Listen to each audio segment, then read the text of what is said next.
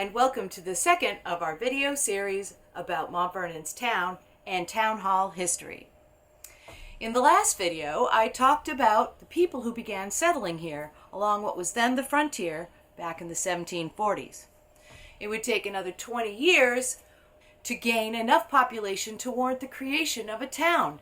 In 1760, the town of Amherst was chartered, but there were hints of problems between some of its residents right from the start. The growing unrest in Amherst mirrored issues between the British colonies on the American continent and the English government. The British had bills to pay and needed more revenue from the colonies. The colonists felt like they had a right to have a say in how tax money was raised and how it should be spent. They repeatedly asked to have representatives from the colonies take part in British government, but the Brits were not interested in colonial input.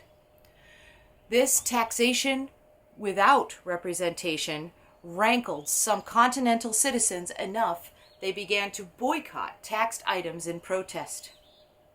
They wanted the government system to change, and we came to know these people as patriots. Meanwhile, there were plenty of other colonists who were doing quite well under British rule. They were happy with the government the way that it was, and they didn't want any change. These folks were loyalists or Tories. As the 1770s progressed, patriotic sentiments strengthened. As I said, the problems in Amherst were similar. The well-to-do citizens in the village did not much like the opinions of the farmers up on the hill. As the War of Independence broke out, frustrations in Amherst increased. Then came the straw that broke the camel's back. It all had to do with the hiring of a minister. Many of us don't think too much about religion in these modern times, but back then it was very important. Everybody went to church every Sunday. The people who ran the church also ran the government of the town. The church, or the meeting house as they would have often referred to it back then, was the spiritual and civic heart of the community. In 1780, Reverend Daniel Wilkins had been on the job 39 years. Amherst villagers went ahead with plans to hire a new minister that the hilltop farmers did not favor. The frustrated farmers gave up trying to have a say and formed a church of their own. It became the second parish of Amherst. They had their first meeting that September, inviting Reverend Mr. Coggins of Chelmsford, Massachusetts, to officiate.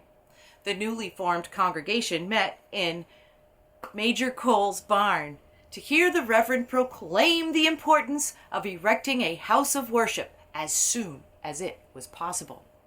Given the poverty of those war times, the good Reverend's idea was of no slight undertaking. Nonetheless, by the following April, each farm of the community had contributed its free will offering of timber for the frame and the covering of the building. As soon as it was possible, they started using the new meeting house, even though it was far from finished. In this way, our town hall began serving its community in the summer of 1781. The meeting house they built was more like a barn than a house. We do not find many descriptions of the original building in our 1907 town history, but what it does mention matches what can be seen in the meeting house built in Fremont, New Hampshire, a few decades later. These pictures show what the meeting house currently looks like. There were two porches. The term porch here refers to a constructed enclosure added to the outside of an existing structure. The meeting house porches each contained a set of stairs to the gallery. A second-floor balcony ran along 3 of the interior walls. Many windows on each wall allowed worshippers plenty of natural light to read their prayer books and Bibles. There would have been 3 entrances, one on the east porch, one on the west, and a double door in the middle of the south-facing side. Inside, facing the double doors, was the raised pulpit with its own set of stairs for the Reverend to climb. From his perch in the pulpit, the speaker could look into the eye of each parishioner attending. In those early days, music was considered far too fancy for a true church. There was no heat either. The parishioners had nothing to warm them but the glad tidings of salvation. The second parish of Amherst held a town meeting on Tuesday, July 24th, 1781. Citizens chose volunteers to be responsible for officers like moderator, clerk, assessor, treasurer, collector. In 1789, the meeting house was used as a school. Students came from the Cleves, Dodge, Dunkley, Fuller, and Kittredge families, and they ranged from age preschool to high school. After years of frustration with the Tories in Amherst, the forefathers of our town worked together to create a place that served the needs of their own community in a spiritual, educational, and governmental levels. The meeting house they built was a bit like the Declaration of Independence, written only 5 years before. It was a tangible statement that the Hilltop farmers had their own ideas on how things should be run, and they were willing to do the work to make it happen. The Hilltop farmers were now known as the Second Congregational Church of Amherst. But they were still not satisfied.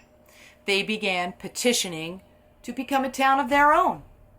The story of how the Northwest Parish became Mont Vernon will be the subject of our next video. Thanks for watching.